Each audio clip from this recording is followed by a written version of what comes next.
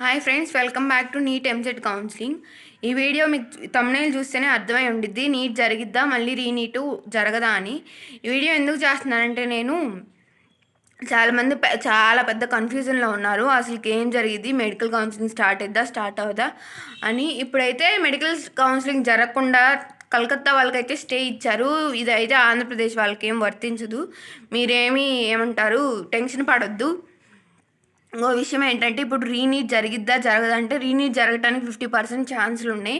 అవి కూడా మనకి అని అయితే చెప్పలేను, అంటే తెలుగు స్టేట్స్ వాళ్ళకి అని అయితే చెప్పలేను. ఎందుకంటే తెలుగు స్టేట్ వాళ్ళు ఎవరు రెస్పాండ్ అవ్వలేదు. రెస్పాండ్ అవ్వకపోతే ఎలా జరిగిద్ది, అంటే ఎలా మార్పులు చేర్పులు జరుగుతాయి. ఒకవేళ ఇది అందరికీ అవునో కాదో కూడా తెలియదు. ఇదిగోండి ఇక్కడైతే వాళ్ళు మెడికల్ కౌన్సిలింగ్ ఏదైతే ఉందో వాళ్ళు ప్రెసిడెంట్ ఆఫ్ ద ఇండియా, ఇంకా ఎవరెవరికంటే president of the India, MLA, అక్కడ ఉన్న ఎమ్మెల్యే వాళ్ళందరికీ, అక్కడ MLA of the Delhi, vice chancellor వాళ్ళందరికైతే వాళ్ళు ఏమంటే లెటర్ ఇచ్చారు. ఇవన్నీ ఇప్పుడు ఇక్కడ స్కామ్ ఎలా జరిగింది, పేపర్ ఎలా లీక్ అయింది, అవన్నీ లెటర్లో ఎక్స్ప్లెయిన్ చేసి వాళ్ళైతే లెటర్ అయితే ఇచ్చారు. వాళ్ళ ఈ లెటర్లో వాళ్ళ డిమాండ్స్ ఏమంటే రీనీట్ అయితే కండక్ట్ చేయాలి లేదా రీఇష్యూ చేయాలి. ఇప్పుడు వరకు రిజల్ట్స్ ఇచ్చారు కదా, దీన్ని అయితే మళ్ళీ రీఇష్యూ చేయమని అయితే వాళ్ళు అడుగుతున్నారు. ఇంకా ఇది చదువుతాను, వినండి మీరైతే.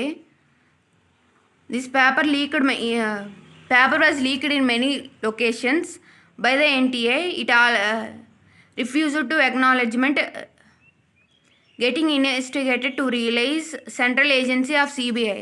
ఏంటంటే పేపర్ లీక్ అయిందని అందరూ చెప్తున్నారు. దీన్ని అయితే మీరు సిబిఐ వాళ్ళకైతే అప్పగించాలి.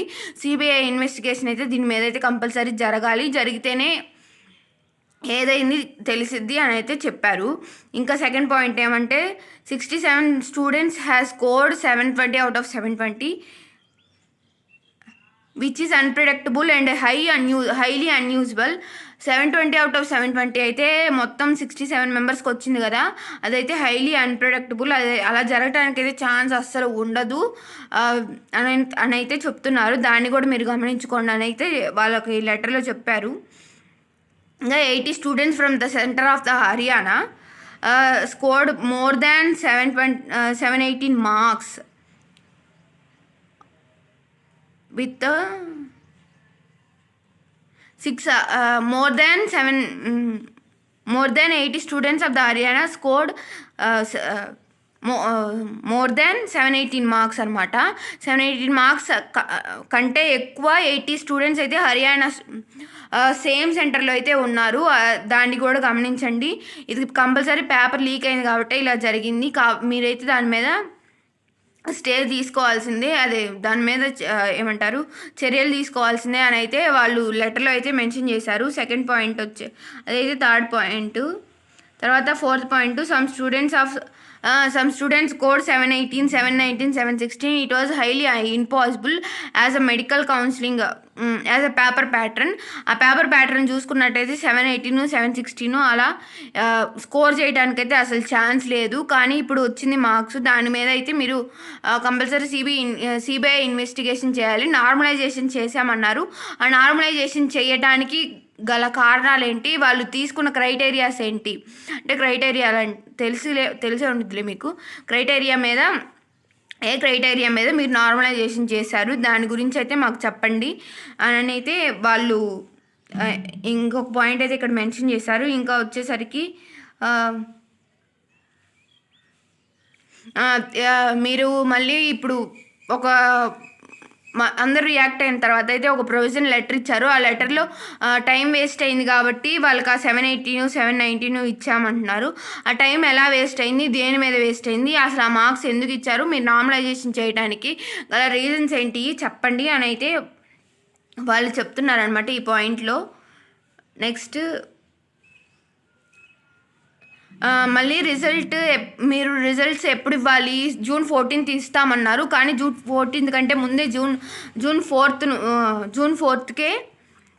మీరైతే రిజల్ట్స్ ఇచ్చారు. ఇవన్నీ చూసుకోవటం వల్ల June 4th ఎందుకు రిజల్ట్స్ ఇచ్చారంటే అందరూ అక్కడ ఏమంటే ఇప్పుడు ఆల్ ఓవర్ ఇండియా ఎలక్షన్స్ జరుగుతున్నాయి కదా, ఎలక్షన్ జరుగుతుంటే ఇప్పుడు అందరు కాన్సన్ట్రేషన్ ఎటువైపు ఉంటుంది, ఇప్పుడు ఇక్కడ వచ్చే మార్క్స్ మీద ఉంటుందా? ఎవ్వరికీ ఉండదు. ఎవరో 5% దీని మీద అయితే ఉంటారు. మిగతా వాళ్ళందరూ ఇప్పుడు గొప్ప స్థాయిలో ఉండే వాళ్ళందరూ ఇప్పుడు వాళ్ళదే కదా పలుకుబడి, అందరూ ఎటువైపు ఉంటారో అటువైపే ఉంటారు. ఇప్పుడు నేను గెలుస్తానా గెలవను, ఇప్పుడు ఎమ్మెల్యే వాళ్ళైనా ఎమ్మెల్యే ఎంపీ వాళ్ళందరూ దాని మీద బాగా బిజీగా ఉంటారు కదా. ఇప్పుడు ఇక్కడ వచ్చిన రిజల్ట్స్ గురించి ఎవరు పట్టించుకోరు. చూడండి మరి తెలుగు స్టేట్స్లో ఇంతవరకు ఎవరు రెస్పాండ్ అవ్వలేదు. ఎందుకు రెస్పాండ్ అవ్వలేదు చెప్పండి? ఇప్పుడు వాళ్ళందరూ దాని మీద ఉన్నారు. వాళ్ళ గోలే వాళ్ళకి గాక్స్ వస్తున్నారు. మన గోల ఎవరు పట్టించుకుంటారు? అవునా కాదా?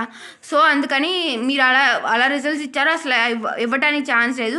ఇవన్నీ మీరు ఇలా రిజల్ట్స్ ఇవ్వటం చూసుకుంటే కంపల్సరీ ఇదంతా పేపర్ లీక్ అయిందనే మీకు తెలుస్తుంది, అర్థమవుతుంది. ఈ క్రైటీరియాలన్నీ చూసుకుంటే సిబిఐ ఇన్వెస్టిగేషన్ కంపల్సరీ చేయాల్సిందే అని అయితే చెప్తున్నారు ఇక్కడ వాళ్ళ వాళ్ళ లెటర్లో. ఇంకా ఒక్క నిమిషం, టైం వేస్ట్ అయింది అనుకోవద్దు, సారీ. నేను ఈ కన్వీనియన్స్ చూడలేకపోతున్నాను. ఇంకా ఏదైనా చూస్తాను నెక్స్ట్ టైం వచ్చేప్పటికి.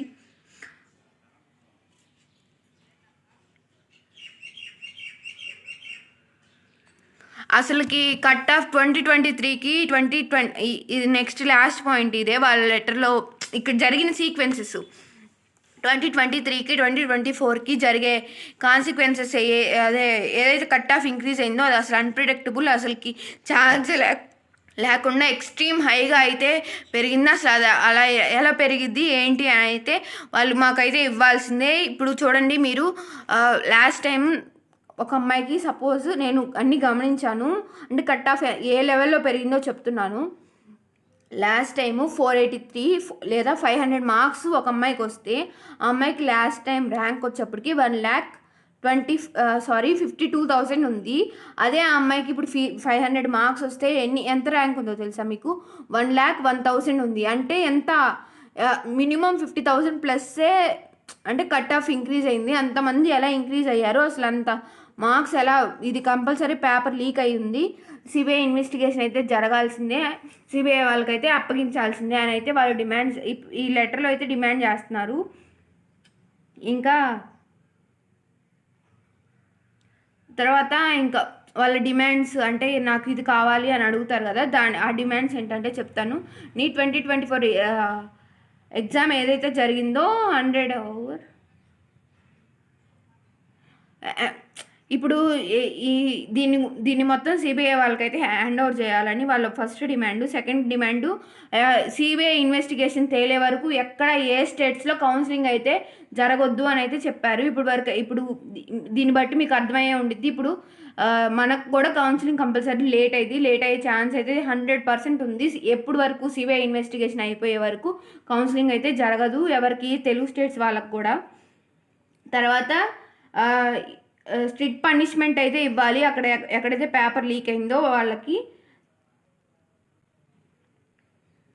ఇంకొక పాయింట్ ఉంది, ఒక్క నిమిషం.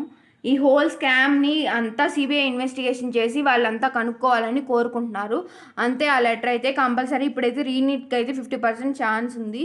ఇంకా కౌన్సిలింగ్కి అయితే 100% చాలా లేట్ అయితే అయ్యిద్ది. మీరైతే హోప్స్ పెట్టుకోవద్దు. ఇప్పుడు అంటే బోర్డర్లో ఉంటారు కదా మార్క్స్, ఇంకా సీట్ రాదు. మీరైతే నేను నిన్న కట్ ఆఫ్ ర్యాంక్స్ అయితే ఇచ్చాను కదా, ఆ ర్యాంక్స్ చూసుకొని కావాలంటే ఇంకా లాంగ్ టర్మ్లో అయితే జాయిన్ అవ్వండి. ఒకవేళ కావాలి అనుకుంటే మీరు మళ్ళీ టైం వేస్ట్ చేసుకోవద్దు. లేదు ఇంకా కౌన్సిలింగ్గా కావాలనుకుంటే వెయిట్ చేయండి. ఇప్పుడు మీరు అవన్నీ చూసుకొని అయితే జాయిన్ అవ్వండి. దయచేసి అయితే మీ టైం వేస్ట్ చేసుకోవద్దు. సరే, థ్యాంక్స్ ఫర్ వాచింగ్. ఈ వీడియో ఇంతటితో అయిపోయింది. ఇంకా మీకు ఎటువంటి కంటెంట్ మీద ఎక్కువ కావాలి? ఫస్ట్ నేనైతే కట్ ఆఫ్స్ పెట్టాను కదా, ఇంకా ఏ కట్ ఆఫ్స్ మీద మీకు కావాలి? ఏమైనా డౌట్స్ ఉంటే కంపల్సరీ కామెంట్ చేయండి. కామెంట్ చేయటం మర్చిపోవద్దు. లైక్ అయితే చేయండి ఫ్రెండ్స్. లైక్ చేయడం వల్ల ఎక్కువ మందికి రీచ్ ఉంటుంది. Thanks for watching. ఈ వీడియో ఇంతటితో అయిపోతుంది. నా కెమెరా క్లారిటీ అదంతా బాగలేదు కదా, నేను మళ్ళీ చూస్తాను. కొంచెం ఛానల్ గ్రోత్ అయిన తర్వాత దాని గురించి అయితే ఆలోచిస్తాను. మీరైతే కొంచెం అడ్జస్ట్ అవ్వండి. వాయిస్ క్లారిటీ ఉంటే సరిపోయిద్ది కదా, నేను వాగేదే మీకు అవసరం కదా. So thanks for watching. Bye. ఈ వీడియో ఇంతటితో అయిపోయింది.